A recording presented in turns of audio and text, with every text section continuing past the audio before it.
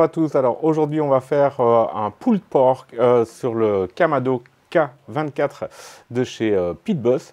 Alors je voulais un petit peu démystifier le pulled pork, il y a plein de recettes. Moi je vais vous montrer comment je le faisais dans mes restaurants. Alors je voulais vous donner quand même quelques petites informations par rapport au pulled pork pour éclairer un peu les novices. Alors le pulled pork, vous pouvez le faire avec plein de morceaux différents. Vous pouvez le faire avec de la balle d'épaule, vous pouvez le faire avec un jambon entier. Ici j'ai un jambon de 11 kg. Vous pouvez le faire avec de l'échine. Alors plus le morceau sera gras, plus ça sera facile évidemment.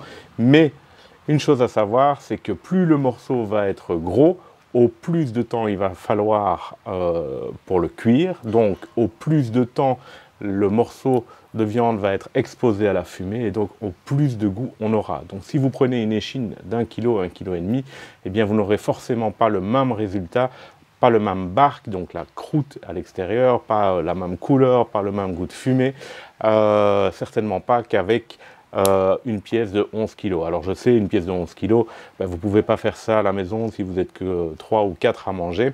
Ceci dit, l'avantage du pulled pork, et ça je réponds encore à une question, c'est que ça se réchauffe très bien. Donc une fois qu'il a été effiloché, vous pouvez très bien le mettre sous vide, le congeler et puis le ressortir un mois plus tard, le réchauffer au micro-ondes toujours sous vide, ou bien s'il n'est pas sous vide, le réchauffer dans un plat hermétique, un plat fermé, avec un petit peu de jus de pomme ou un petit peu de vinaigre de cidre pour dire de garder une humidité importante, et ça fonctionne super bien.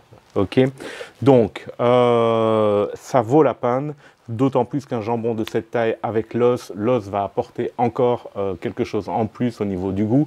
Un jambon entier avec l'os va vous coûter beaucoup moins cher au kilo que juste une balle d'épaule qui a déjà été nettoyée, qui a été dégraissée, etc. Alors, parlant justement de la graisse, quand je parle de prix, un jambon comme ça, on tourne aux alentours de 3 € du kilo.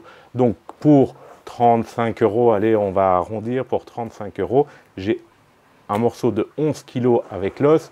Si je retire 30% de poids pour l'os, il me reste encore à peu près 8 kg de viande. On va dire que je vais retirer 1 kg de gras, la peau, etc. Eh bien, il me reste 7 kg. 7 kg pour 30 €. Cela fait 4 €, 4,50 € du kilo. Alors que si vous prenez de la balle d'épaule qui a été dégraissée, donc qui va être plus compliqué à cuire, vous êtes facile à 7, 8, 9 € du kilo. Donc clairement, ça vaut la peine d'investir dans une grosse pièce. Alors évidemment, la grosse pièce, on ne peut pas la mettre dans n'importe quel barbecue non plus. Un barbecue appelé, c'est idéal. Un Kamado de grande taille, c'est idéal. Dans un barbecue en acier, une boule, c'est un peu plus compliqué de mettre une pièce de cette taille-là, évidemment, parce qu'il fait un peu plus de la moitié de la grille. Donc, comme je vous le disais, au niveau de la graisse, l'avantage aussi de prendre un jambon entier, sinon vous devez demander à votre boucher de découenner, donc retirer la peau, mais surtout ne pas dégraisser. Alors, je sais qu'on voit plein de vidéos sur les réseaux, etc., où la viande est complètement dégraissée. Alors, oui, peut-être, sur un vrai Boston Butt américain, où il y a plus de 50% de gras intramusculaire, ça vaut le coup. Sur une échine, ben forcément, ça vaut le coup. Mais sur un vrai jambon, sur de l'épaule, ou bien sur un autre morceau plus maigre, chez nous, surtout ne pas dégraisser, parce que cette graisse va être importante. Elle va fondre pendant la cuisson, elle va garder un environnement humide autour du muscle. Et donc, ça ne sera que meilleur. La graisse, de toute façon, en fin de cuisson, vous allez voir, on sait la retirer très simplement et nettoyer correctement la viande. Moi, ma technique, elle est vraiment on ne peut plus simple, c'est-à-dire que je découenne, je garde un petit peu de gras sur le dessus. Je vais toujours laisser la viande avec la partie grasse, avec le gras au-dessus, donc pas vers la grille, mais vers le couvercle du barbecue. Et je vais simplement appliquer un rub au choix. Ici, j'ai un rub qui s'appelle le Kansas City Barbecue Rub de chez Pit Boss, mais vous pouvez utiliser n'importe quel autre rub, évidemment. Alors, pendant la cuisson, on va par contre, c'est arroser. Tout dépend du barbecue que vous utilisez, mais sur un Kamado, sur un barbecue en acier, on va arroser régulièrement la viande avec du jus de pomme et du vinaigre, donc un mélange 50-50, jus de pomme et vinaigre de cidre. Alors pourquoi est-ce qu'on arrose cette viande? On arrose pour apporter de l'humidité sur la viande, humidité dans le barbecue, et on arrose aussi parce que le jus de pomme qu'on va retrouver dans le mélange est sucré et donc va aider à la formation du bark.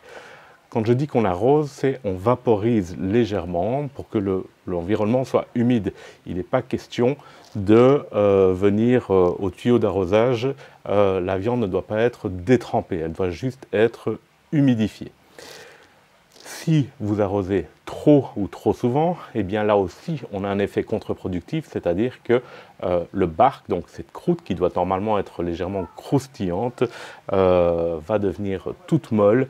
Le rub va former une pâte qui est très désagréable, et bon là vous allez vraiment rater la meilleure partie, puisque en fait quand on prend du pulled pork, il faut à chaque fois évidemment avoir un petit peu de ce bark, un petit peu de cette partie brûlée, caramélisée, avec la viande à cœur qui a beaucoup moins de goût. Alors pour le rub, ici j'ai un morceau qui est énorme, 11,5 kg d'épaule, enfin de jambon, pardon. C'est énorme. Si je veux que mon rub pénètre un tout petit peu et le temps de pénétrer un tout petit peu plus à l'intérieur de la viande, en tout cas le sel qui est contenu dans le rub, eh bien je vais l'appliquer cet après-midi pour cuire demain matin très tôt. Je vais me lever vers 5 h du matin parce que là, une pièce comme ça à 100, je vais être à 250 degrés Fahrenheit, aux alentours donc de 120 degrés. Je suis parti certainement pour 10 à 12 heures non-stop de cuisson. Donc si je veux manger à 19 h, j'ai intérêt à allumer mon feu assez tôt. Alors c'est parti. Alors maintenant je vais juste retirer la peau. Vous allez voir, c'est tout simple quand on a un couteau qui est bien aiguisé. Simplement venir glisser en dessous de la peau. Voilà. Et petit à petit, vous allez pouvoir retirer. N'hésitez pas à retirer un petit peu de gras. Il faut juste laisser ce qui reste simplement.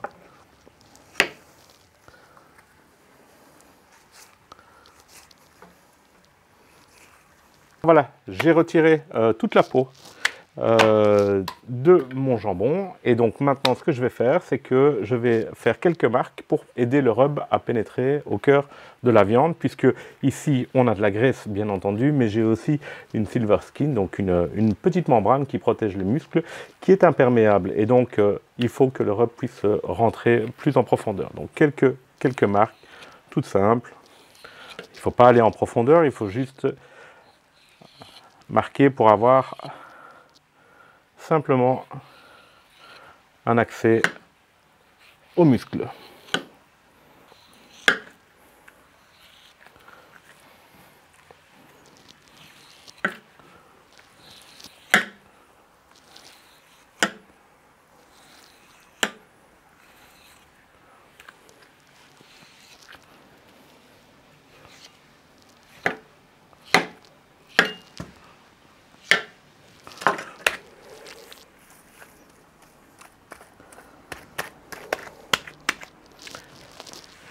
Voilà, maintenant je vais appliquer mon rub.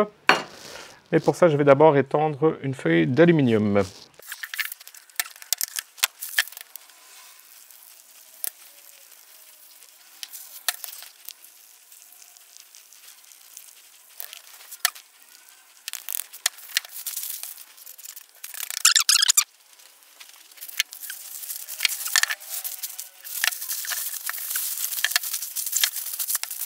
J'ai emballé la viande d'abord dans une feuille d'aluminium et ensuite dans du cellophane pour qu'il n'y ait aucun jus qui puisse couler dans le frigo.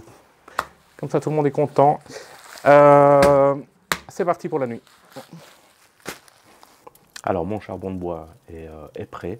Donc maintenant je vais mettre ces wood chunks, donc ces blocs de bois, c'est du chêne. Je vais les mettre directement sur les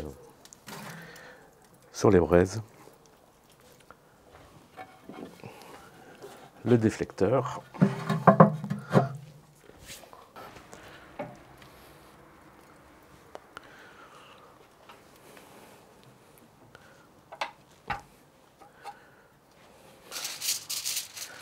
Regardez quelle magnifique couleur, quel beau bark, pardon, quelle belle croûte à l'extérieur. Donc maintenant, je vais l'emballer et le remettre à fumer pendant 4 à 5 heures certainement, jusqu'à une température interne de 93-95 degrés Celsius. Je vais doubler mes feuilles d'aluminium simplement pour ne pas que l'os casse l'aluminium trop rapidement. Donc c'est parti, on emballe.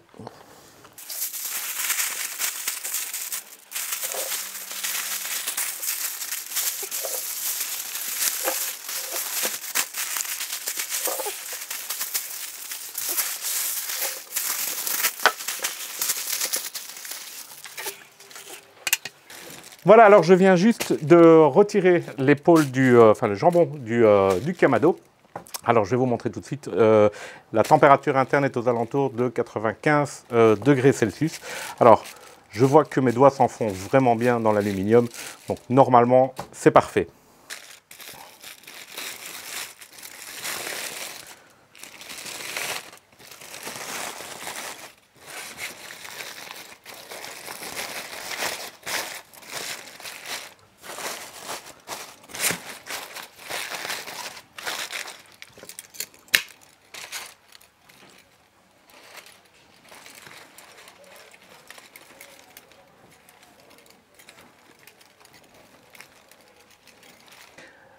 Alors vous voyez, je viens juste d'effilocher l'épaule, enfin le jambon. Alors vous voyez à quel point c'est tendre, c'est juste parfait. Je vous remercie d'avoir regardé cette vidéo. N'oubliez pas de liker et de vous abonner à ma chaîne. À bientôt.